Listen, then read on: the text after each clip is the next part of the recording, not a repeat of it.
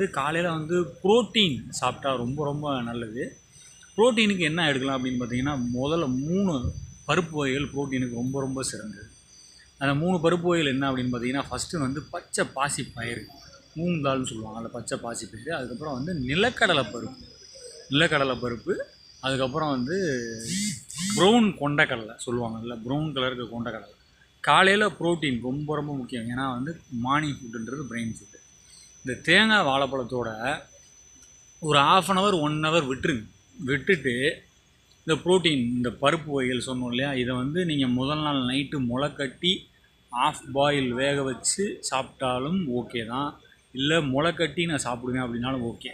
இந்த புரோட்டீன் எவ்வளோ அளவு சாப்பிட்லாம் அப்படின்னு பார்த்தீங்கன்னா, உங்களோட வெயிட் ஒரு 60 கிலோ இருக்குது அப்படின்னா நீங்கள் ஒரு 60லேருந்து 65 கிராம் வரைக்கும் எடுத்து இந்த புரோட்டீனை வந்து டெய்லி சாப்பிடணும்.